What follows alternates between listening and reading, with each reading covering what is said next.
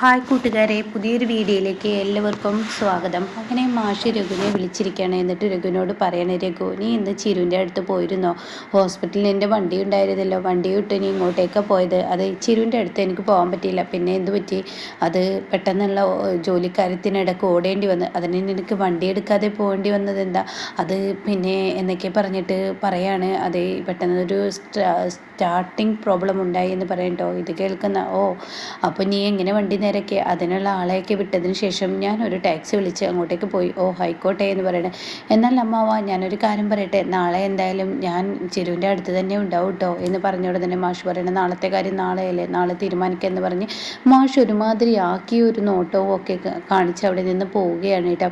പിന്നീട് കാണിക്കുന്നത് സുശീല ജയിലിൽ കിടന്ന് ബുദ്ധിമുട്ടാണ്. കൊതുക് കടിയും തണുപ്പൊക്കെ കൊണ്ട് സുശീല ഒരുപാട് ബുദ്ധിമുട്ടുന്ന സമയത്ത് ഇരുട്ടിൽ കാണാൻ ടോർച്ചിയുടെ വെളിച്ചം എല്ലാവരുടെയും മുഖത്തോട്ട് അടിക്കുന്നത്. പിന്നീട് സുശീലയുടെ മുഖത്തോട്ട് അടിക്കുമ്പോൾ സുശീല കണ്ട് ഭ്രാന്തളകാണ്. സുശീല പറയണേ, ആരാണ് ഇത് ചെയ്യുന്നത്? മനുഷ്യന് കിടക്കുന്ന സമയത്ത് മുഖത്തോട്ട് ടോർച്ച് അടിക്കുന്ന ആരാണ്? എടി ഇതിന് എൻ്റെ വീടല്ലടി, ഇവിടെ കിടന്ന് പുലമ്പാൻ എന്നിങ്ങനെ സുശീലയോട് അപ്പോഴേക്കും കോൺസ്റ്റബിൾ പറയട്ടോ, സാറേ ഉറങ്ങുന്ന നേരത്ത് ഇങ്ങനെ കിടന്ന് ബുദ്ധിമുട്ടുമോ? തണുപ്പാണെങ്കിൽ സഹിക്കാനും കഴിയുന്നില്ല, അതിന് പുറമെ കൊതുകിൻ്റെ കടിയോ?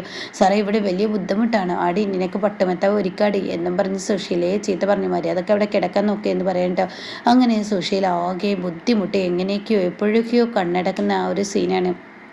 എന്നാൽ ഈ സമയം അമ്പിളി മാഷിൻ്റെ അരികത്ത് വന്ന് പിറ്റേ ദിവസം രാവിലെ ആവുന്ന രംഗമാണ്. ആ സമയം അമ്പിളി വന്നിട്ട് പറയണ, അച്ഛാ ഇന്നിപ്പോൾ രഘുവേട്ടൻ്റെ കൂടെ ഞാനും പോകുന്നുണ്ട് ഈ ഹോസ്പിറ്റലിലോട്ട്. രഘുവേട്ടൻ്റെ കൂടെ ചിരുവിൻ്റെ കൂടെ ഞാൻ അവിടെ നിൽക്കുക. വിനയനെ അധികം സ്വാതന്ത്ര്യം അവിടെ കൊടുത്തുവിടുക. വിനയൻ കിട്ടിയ അവസരം മുതലെടുത്ത് അതിൻ്റെ മുകളിൽ ഓരോ പ്രശ്നങ്ങൾ ഉണ്ടാക്കിയും കൊണ്ടിരിക്കും. അത് കേട്ട ഉടൻ തന്നെ മാഷ് ചോദിക്കണേ, അല്ല അമ്പിളി നീ അവിടെ ചിരുവിൻ്റെ കൂടെ നിൽക്കുന്നതിൻ്റെ ആവശ്യം എന്താണ്? ബാനമ്മയുണ്ടല്ലോ, അല്ല ഞാനും കൂടി നിൽക്കുന്നത് നല്ലതല്ലേ? വിനയന് കിട്ടിയ സ്വാതന്ത്ര്യം മുതലെടുത്ത് ഞാൻ പറഞ്ഞില്ല, അതൊക്കെയാണ്. പക്ഷേ ഇവിടുത്തെ ഈ കണ്ട മക്കളെ ആര് നോക്കും? മഞ്ചടിയെ കൊണ്ട് അതിന് കഴിയുമോ? അത് കേട്ടോടെ തന്നെ മഞ്ചടി ഓടി വരാനിട്ടോ. മഞ്ചടി പറയണേ, എനിക്കിന്ന് കോളേജിലോട്ട് പോകണം, ഉച്ചവരെ എനിക്ക് കോളേജിലോട്ട് പോകണം എന്ന് പറയട്ടോ. ഇത് ഈ വാക്ക് കേൾക്കുമ്പോൾ അമ്പിളിക്ക് ദേഷ്യം പിടിക്കണം. അപ്പോഴേക്കും രഘു അങ്ങോട്ടേക്ക് വരികയാണ്. എന്നിട്ട് രഘു പറയണേ, അമ്മാവൻ നമുക്ക് പോവില്ലേ? അപ്പോൾ ഇത് കേട്ടോടെ തന്നെ രഘുവേട്ട എങ്ങോട്ടാണ് പോകുന്നത്? ഞാൻ പറഞ്ഞില്ലേ ഞാൻ ഹോസ്പിറ്റലിലോട്ട് പെട്ടെന്ന് പോകണം, കാരണം ഡോക്ടർ വരുന്നതിന് മുന്നേ, റൗണ്ട്സിന് വരുന്നതിന് മുന്നേ അവിടെ എത്തണം. റൗണ്ട്സിനോ?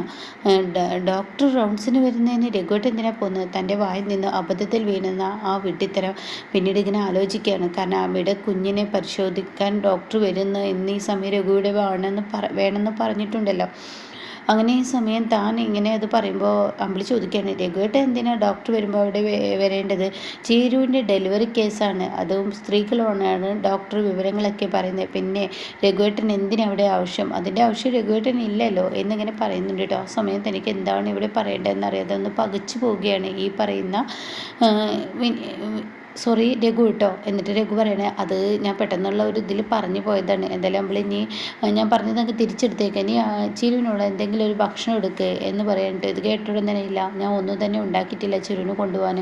മാത്രമല്ല രാവിലത്തെ ബ്രേക്ക്ഫാസ്റ്റാണ്, അതൊക്കെ വിനയൻ നേരത്തെ കാലത്ത് കൊണ്ടുവന്നിട്ടുണ്ട്. അത് ശരിയാണല്ലോ, വിനയൻ അതും ചെയ്യുമെന്ന് മാഷ് അപ്പോഴേക്കും പറയണം. അങ്ങനെ വിനയൻ കിട്ടുന്ന അവസരമൊക്കെ മുതലെടുക്കുമെന്ന് പറയുമ്പോൾ മഞ്ചാടി പറയണം, ഒരു കണക്കിന് അവിടെ വിനയേട്ടൻ്റെ ആ ഒരു പങ്ക് അത് വല്ലാതെ അവിടെ ഉണ്ട് ഇല്ലേ? വിനയേട്ടന് ഇപ്പോൾ ചെയ്യുന്നത് നമുക്ക് നല്ലൊരു ഉപകാരമില്ലേ എന്നൊക്കെ പറയുമ്പോൾ പരസ്പരം അവർ നോക്കണം കേട്ടോ. എന്തായാലും ഞങ്ങൾ പോയിട്ട് വരട്ടെ, നിനക്ക് ഇനി ചിരുവിൻ്റെ അരികിലോട്ട് പോകണമെന്നുണ്ടെങ്കിൽ ദയെ വിളിപ്പിക്കാം, ശബരിക്കാൻ വിളിച്ച് നോക്കട്ടെ, അവൾ 2 ദിവസം ഇവിടെ വന്ന് നിൽക്കാൻ തയ്യാറാണെങ്കിൽ നിനക്ക് അവിടെ പോയി നിൽക്കാം എന്ന് പറയാം കേട്ടോ. അങ്ങനെ രഘു അവിടെ നിന്ന് ഇറങ്ങാണ്. പിറ്റേ ദിവസം രാവിലെ സെല്ലിലാണ് കാണിക്കുന്നത്. അങ്ങനെ അവിടുത്തെ സ്ത്രീകളൊക്കെ ഇങ്ങനെ തിരുമ്പുന്നു, അലക്കുന്നു, അങ്ങനെയുള്ള ആ ഒരു കാര്യങ്ങൾ ഇങ്ങനെ ചെയ്തുകൊണ്ടിരിക്കുകയാണ്. അപ്പോഴേക്കും കോൺസ്റ്റബിൾ വന്നിട്ട് പറയണേ, എടി എന്തോന്ന് നോക്കി നിൽക്കുകയാണ്, പെട്ടെന്ന് ചെയ്യടി, അപ്പുറത്തുള്ള വാർഡിലുള്ള ആളുകളെ വിടാനുള്ളതാണ്, അതുകൊണ്ട് ആ കോമ്പൗണ്ടിലുള്ള ആളുകളെ വിടുമ്പോഴേക്കും ഇവിടെ നിന്ന് ഒഴിവാക്കി തരൂ സാറ്, ഞങ്ങൾക്ക് ഞങ്ങളുടേതായ കാര്യങ്ങൾ ചെയ്യേണ്ടേ, ചിലക്കാതെ കിടന്ന് ചെയ്യടി എന്ന് പറയുമ്പോൾ സുശീല കാണാൻ തിരിഞ്ഞും കൊണ്ട് ഒരു ഭാഗത്തിരിക്കുന്നു കേട്ടോ. അപ്പോഴേക്കും സുശീലയുടെ അടുത്ത് ചെന്നിട്ട് ചോദിക്കുക, ഡി നീ എന്താടി ഈ കാണിക്കുന്നത്? നീ എന്ത് കാണാനാണ് ഇവിടെ അങ്ങനെ നിൽക്കുന്നത്? നീ എന്തോന്ന് അടി കാണിച്ചു കൂട്ടുന്നത്? നിനക്ക് കുളിക്കാനോ നനക്കാനോ അല്ലേ? അത് കേട്ട ഉടനെ സുശീല പറയണേ, എനിക്കിതൊന്നുമില്ല, ബ്രഷില്ല, ഡ്രസ്സില്ല, പിന്നെ ഞാൻ ഞാനിങ്ങനെ കുളിക്കുകയും അലക്കുകയും ചെയ്യുമെന്ന് പറയുന്നുണ്ട് കേട്ടോ. അങ്ങനെ കോൺസ്റ്റബിൾ അവിടെ നിന്ന് പോകുമ്പോൾ സുശീലയെ ഉന്നം വെക്കുകയാണ്. ഈ രണ്ട് പെണ്ണുങ്ങളും പരസ്പരം അങ്ങോട്ടും ഇങ്ങോട്ടും ഇങ്ങനെ എന്തൊക്കെയോ പറയുന്നുണ്ട് കേട്ടോ. അപ്പോഴാണ് ജയിൽ സൂപ്രണ്ട് അങ്ങോട്ടേക്ക് വരുന്നത്. എന്നിട്ട് പറയണേ, അതെ ആ സ്ത്രീ എവിടെ, സുശീല? ഇതാ ഞാനിവിടെ ഉണ്ട് സാറേ, ഇതാ നിങ്ങൾക്കുള്ള ഡ്രസ്സ്. അപ്പോഴേക്കും സുശീലയോട് ഇവർ ഒന്ന് ചെറുതായി ഉടക്കിയിട്ടുണ്ട് കേട്ടോ. അവർ പറയുന്നുണ്ട്, നിങ്ങൾക്ക് ഒരു ഡ്രസ്സും കിട്ടത്തില്ല, നിങ്ങൾ വെറുതെ കാത്തിരിക്കണ്ട. അപ്പോഴേക്കും കോൺസ്റ്റബിൾ പറയുന്നുണ്ട്, എല്ലടി നിനക്കുള്ള ഡ്രസ്സ് ഞങ്ങൾ കൊണ്ടുവന്ന് തരണമെന്നാണ് പറയുന്നത്, സർക്കാർ നിനക്ക് അതും കൂടി തരണമെന്നാണ് പറയുന്നത്.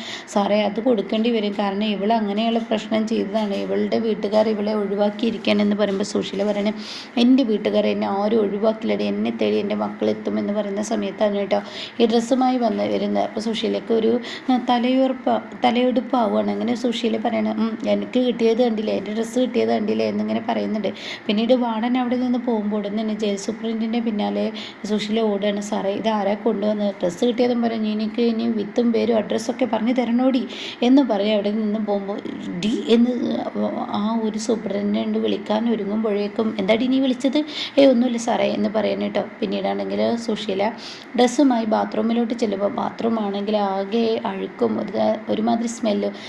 സാറേ ഞാനിവിടെ ഇങ്ങനെ കുളിക്കാനാണ്. അല്ലടി എനിക്ക് വേണ്ടി സ്പെഷ്യൽ കക്കൂസ് ഞങ്ങൾ ഉണ്ടാക്കാടി. അങ്ങനെ അപ്പുറത്തെ ആ ഒരു കക്കൂസിൽ തട്ടി നോക്കുമ്പോൾ അതിൽ ആളുണ്ടെന്ന് പറയണം. അങ്ങനെ സുശീല കുറച്ച് നേരം കാത്തു നിൽക്കുകയാണ്. തനിക്ക് ആ ബാത്റൂമിൽ കയറാൻ കഴിയില്ലെന്ന് മനസ്സിലാക്കി. ഈശ്വര ഞാൻ എങ്ങനെ ഇതിൽ കയറാനെന്നൊക്കെ ചിന്തിച്ച് നിൽക്കുന്ന സമയത്ത് ആ പെണ്ണ് ഇറങ്ങി വരുന്നു കേട്ടോ. അപ്പോഴേക്കും സുശീല അതിലോട്ട് കയറുമ്പോൾ ഭയങ്കര സ്മെല്ലും. നീ എന്താടി നീ ബാത്റൂമിൽ കയറിയിട്ട് നീ അത് വൃത്തിയാക്കാൻ അറിയില്ലടി, നീ എന്താടി? അപ്പോഴേക്കും സുശീലയോട് പറയണേ, നീ എന്താ വിചാരിച്ചിരിക്കുന്നത്, അത് ഇവിടുത്തെ സ്മെല്ലാണ്, ഇവിടെ ഈ ബാത്റൂമൊക്കെ ഇങ്ങനെ തന്നെ എന്ന് പറയുന്നത് കേട്ടോ. ഇതേ സമയം സുശീല എന്താ ചെയ്യേണ്ടതെന്ന് അറിയാതെ ആകെ പെട്ടുപോകണം. അപ്പോൾ കാണാം അങ്ങോട്ടേക്ക് അവിടുത്തെ ആ ഒരു ഇവരെയൊക്കെ ഭരിക്കുന്ന ഒരു പടയുണ്ടാവുമല്ലോ, ആ ഒരു ഗ്യാങ്. അങ്ങനെ ഡെയ്സി എന്തോന്ന് പേരായ ഒരു സ്ത്രീ വരുന്നുണ്ട് കേട്ടോ. അവർ വന്നിട്ട് സുശീലയുടെ നേർക്കങ്ങ് എടുക്കണേണ്ടി, നീ ആരെടി ഇവിടെ ഓരോരുത്തരെയും വഴക്ക് പറയുന്നത്, എനിക്ക് അത്രമാത്രം തലയെടുപ്പായടി, അത് എൻ്റെ മുന്നിൽ എന്നൊക്കെ പറഞ്ഞ് സുശീലയുടെ കഴുത്തിലങ്ങ് പിടിക്കുമ്പോൾ സുശീല പറയണേ, എന്നെ മര്യാദയ്ക്ക് വിട്ടോ, വിട്ടില്ലെങ്കിൽ നീ എന്താടി ചെയ്യാം, ഞാനെന്താ ചെയ്യുന്നത് എനിക്ക് തന്നെ അറിയാൻ പറ്റില്ല, അതുകൊണ്ട് മര്യാദയ്ക്ക് വിട്ടില്ലെങ്കിൽ നീ എന്ത് ചെയ്യോടി എന്ന് പറയുമ്പോഴേക്കും സുശീല അവരൊറ്റ തള്ളാനിട്ട്. അപ്പോഴേക്കും കോൺസ്റ്റബിളൊക്കെ അവിടെ വന്നുകൂടുകയാണ്. അപ്പോഴേക്കും ഇവരോട് പറയുകയാണ്, ഡെയ്സി നീ എന്തായാലും വേണ്ടത്തതിന് നിൽക്കണ്ട, നിനക്ക് ഇന്നിപ്പോൾ കോടതിയിലോട്ട് പോകുന്നു, ജാമ്യം കിട്ടുന്നു, ഇനി ഇല്ലാതാക്കണ്ട എന്നൊക്കെ പറയുമ്പോൾ സുശീലയെ വിടുകയാണ് കേട്ടോ. എന്നിട്ട് പറയണേ, എടി ഞാൻ ഇന്ന് കോടതിയിലോട്ട് പോകുന്നത് കൊണ്ടും ജാമ്യം നഷ്ടപ്പെടുന്നത് കൊണ്ടും മാത്രമാണ് നിന്നെ തൊടാത്തത്, പുറത്തെവിടെയെങ്കിലും വെച്ച് നിന്നെ എൻ്റെ കയ്യിൽ കിട്ടും, അന്ന് നിനക്ക് ഞാൻ വെച്ചിട്ടുണ്ടെടി, ഓ ഹൈക്കോട്ടെ എന്നും പറഞ്ഞ് സുശീല അവരെ പറഞ്ഞു വിടുകയാണ് കേട്ടോ. പിന്നീട് കാണിക്കുന്ന അനുപമയാണ്. അനുപമ സത്യൻ ഇന്ദ്രനൊക്കെ ഇങ്ങനെ ഇരിക്കുകയാണ്. അപ്പോൾ സത്യൻ പുറത്തോട്ട് വന്നിട്ട് ചോദിക്കുകയാണ്, നിങ്ങൾ ചീരി പ്രസവിച്ചിടത്തേക്ക് പോകുന്നില്ലെന്ന് ചോദിക്കുകയാണ്. അപ്പോൾ ഉടൻ തന്നെ അനുപമ പറയണേ, ഇവിടുത്തെ അവസ്ഥയൊക്കെ ഇപ്പോൾ എന്തായാലും അവിടെ ഉള്ളവർക്ക് അറിയാലോ, അപ്പോൾ അതുകൊണ്ട് പോയില്ല എന്ന് കരുതി പ്രശ്നമൊന്നുമില്ല എന്നിങ്ങനെ അനുപമ പറയണേ. എന്നാലും നിങ്ങൾ പോയി നോക്കി, ഇവിടുത്തെ പ്രശ്നമൊന്നും നോക്കണ്ട എന്ന് അതിനിടയ്ക്ക് പറയുന്നുണ്ട് കേട്ടോ. എന്നാൽ ഈ സമയം ഇപ്പുറത്ത് ഷ്യാം വരുന്ന രംഗാണ്. ഷ്യാമിനെ കാണുന്നവരെല്ലാവരും ഇങ്ങനെ നോക്കി നിൽക്കുകയാണ്. അപ്പോഴേക്കും സോനു ഓടി വരികയാണ്. ഷ്യാമേട്ട മനുഷ്യനാകെ ടെൻഷൻ അടിച്ചു, എന്തൊരു അവസ്ഥയാണ് ഷ്യാമേട്ടൻ, എന്താ അവിടുത്തെ വിവരം? ഷ്യാമോരുടെ ഞാനതിന് ജയിൽ പുള്ളിയൊന്നുമല്ലല്ലോ, ഞാൻ കുറ്റം ചെയ്തിട്ടില്ലല്ലോ, ജയിലിൽ കിടക്കുന്ന ഒരാൾക്കൊരു സാധനം കൊടുക്കാൻ പോയത് നീ എന്തിനെങ്ങനെ ടെൻഷനാകുന്നത്? അപ്പോൾ സത്യം പറയണ, അവൾക്ക് അമ്മയുടെ വിവരം, എനിക്ക് എൻ്റെ അമ്മയുടെ വിവരം അറിയായിട്ട് ടെൻഷനുണ്ട്, കാരണം അമ്മയുടെ മക്കൾ ചെയ്യേണ്ടതാണ് ഞാൻ എൻ്റെ ഭർത്താവിനെ കൊണ്ട് ചെയ്യിപ്പിച്ചത്, നിങ്ങൾക്ക് യാതൊരു ഉത്തരവാദിത്വം ഇല്ലേ? എൻ്റെ അമ്മ ഒരാളെ കൊന്നിട്ടൊന്നുമല്ലല്ലോ പോയിരിക്കുന്നത്, എന്താ നിങ്ങൾ അതൊന്നും ആലോചിക്കാത്തത്? എൻ്റെ അമ്മയ്ക്ക് ജയിലിൽ പോയി കിടക്കേണ്ട ആ ഒരു സമയത്ത് നിങ്ങളെന്താ ചെയ്തത്? അപ്പോൾ സത്യം ചോദിക്കുകയാണ്, എടി സോനെ നീ വായിൽ കിടന്നിങ്ങനെ പുലമ്പോണ്ട. അപ്പോഴേക്കും ഇന്ദ്രന് ദേഷ്യം പിടിക്കാൻ കേട്ടോ. സോനെ അമ്മ എന്ത് ചെയ്തു, അമ്മ ഇങ്ങനെ എന്തെല്ലാം ചെയ്തില്ല എന്നൊന്നും നീ ഞങ്ങളോട് പറയണ്ട, ഞങ്ങളുടെ അമ്മയെക്കുറിച്ച് ഞങ്ങൾക്ക് നന്നായി അറിയാം, എന്നിട്ടാണോ നിങ്ങൾ മക്കളിങ്ങനെ കിടന്ന് കാട്ടുന്നത്? അമ്മ ഇങ്ങനെയൊക്കെ ചെയ്തിട്ട് നിങ്ങൾ അമ്മയുടെ ഭാഗത്തോട്ട് തിരിഞ്ഞു നോക്കാതെ അമ്മ ഒരാളെ കൊന്നിട്ട് പോയതൊന്നല്ലല്ലോ എന്ന് പറഞ്ഞിട്ട് സോന ദേഷ്യം പിടിച്ച് അവിടെ നിന്ന് പോകുമ്പോൾ പ്രതിഭ കയറാൻ കേട്ടോ. പ്രതിഭ പറയണേ, സോനെ ഞാൻ എന്നോടൊരു കാര്യം ചോദിക്കട്ടെ, നിൻ്റെ അമ്മ എൻ്റെ വയറ്റിൽ കിടക്കുന്ന എൻ്റെ കുഞ്ഞിനെയാണ് കൊന്നിരിക്കുന്നത്, അതായത് ഗർഭാവസ്ഥയിൽ ആ കുഞ്ഞിനെ എന്തെങ്കിലും ചെയ്യാൻ ശ്രമിച്ച അമ്മക്കും ദോഷമാണെന്ന് നിനക്കറിയില്ലേ? അത് പറഞ്ഞ ഉടനെ സോന ഇങ്ങനെ തുറച്ചു നോക്കുക. അപ്പോഴേക്കും ഷ്യാമ പറയണേ, പ്രതിഭയെ ഒന്നുണ്ടായിട്ട് പറഞ്ഞതില്ല, അവളുടെ ദേഷ്യം കൊണ്ട് പെട്ടെന്നുള്ള ആ ഒരു ഇതുകൊണ്ട് പറഞ്ഞതാണെന്ന് പറയുന്നുണ്ട് കേട്ടോ. എന്നാൽ ഈ സമയം ഈ വാക്കുകൾ എങ്ങനെ കേൾക്കുമ്പോൾ ഉടൻ തന്നെ അവിടോട്ട് സത്യം വരികയാണ്. എന്നിട്ട് സത്യം പറയണേ, പ്രതിഭയെ ഞങ്ങൾ ആങ്ങളെയും പെങ്ങളും സംസാരിക്കുന്നിടയിൽ നീ എന്തിനാ കയറി ഇടപെട്ടത്? ഇങ്ങനെയുള്ള കാര്യത്തിൽ നീ ഇടപെടാൻ പാടില്ലായിരുന്നു എന്നിങ്ങനെ പറയുന്ന ആ ഒരു എപ്പിസോഡാണ് വന്നിരിക്കുന്നത്.